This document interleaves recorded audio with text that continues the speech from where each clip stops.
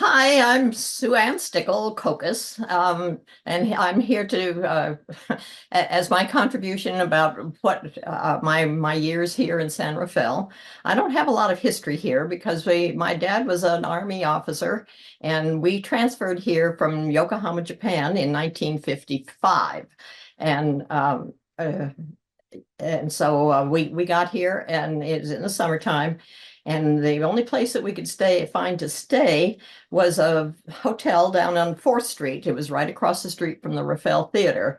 And it turned out that that was going to be where I had my 13th birthday. So for that occasion, we went to Corey's restaurant on the corner and then went to see a movie at the Rafael. And then my folks found a place to live on Irwin Street to rent while they were building the house that they built eventually did. And I happened to be living just a few blocks from Susie Steinmetz. And so we would walk to school each morning going to Davidson. And that was kind of fun because somebody to talk to.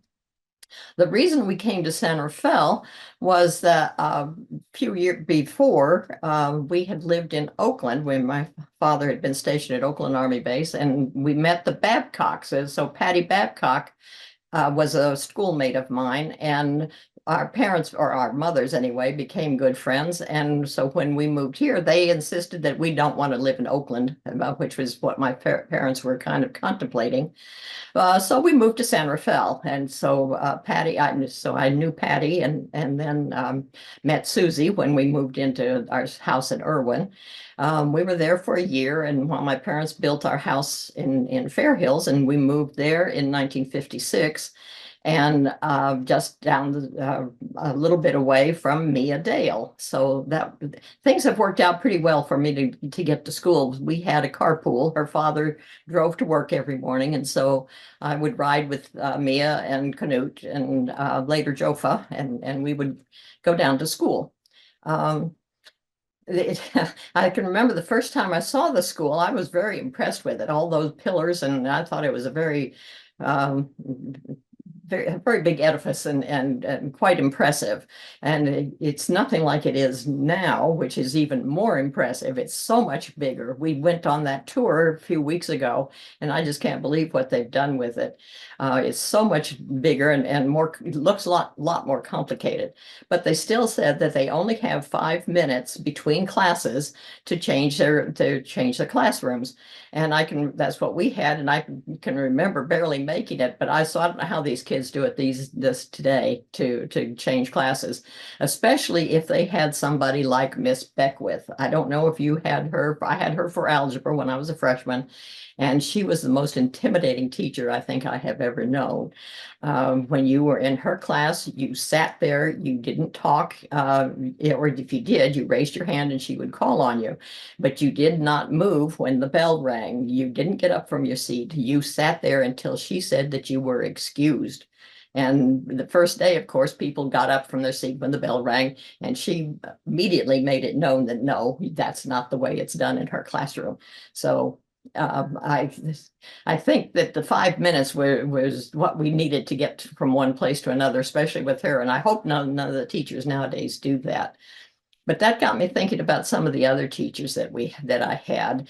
And I am so grateful that I had the teachers that I did. I think we had wonderful teachers at the school. I hope they have as good a teachers now, and I'm sure that they do.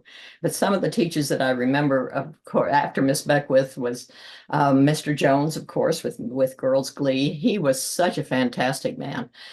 He could sing anything and play the piano. And I saw him years later in the sewer band, and I think he played the trumpet, but some sort of a horn. I don't remember what it was. I think it was a trumpet, but I guess he could just do anything with music.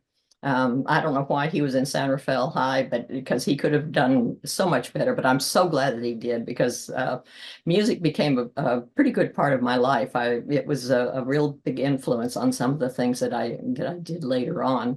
When I was a senior, I took typing, which was one of the most influential classes, or one I used the most anyway. And how times have changed, because the typing teacher, I can't remember what her name was, But she was pregnant and they were not going to allow her to continue teaching for the whole year. So Linda Warren's mother took over. And so Mrs. Warren taught me how to type, and it has been one of the most useful things I have ever done. Thank goodness for that typing class. But, when they couldn't have a pregnant teacher teaching, and I'm assuming it was because she was pregnant. Now, there may have been another reason that she couldn't stand or something. I don't know. But anyway, she didn't get to teach that year. Oh, Mr. Thomas in English, remember him?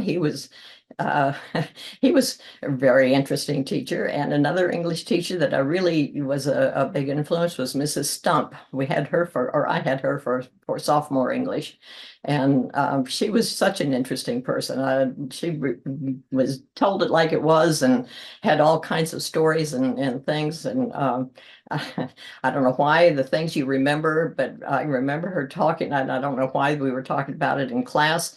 Something about people and the way they act and how they conduct themselves, and she was talking, and the gist of it was that girls who are loose, and I'm not sure how she said it, but anyway, it was something to the effect of, if you don't want to be like a salt lick that's in pasture and all the cows come up and lick you, and why we had that in sophomore English class, I have no idea, but that was her one of her lessons. Oh, Mr. Estes, I forgot it. This will have to be edited out.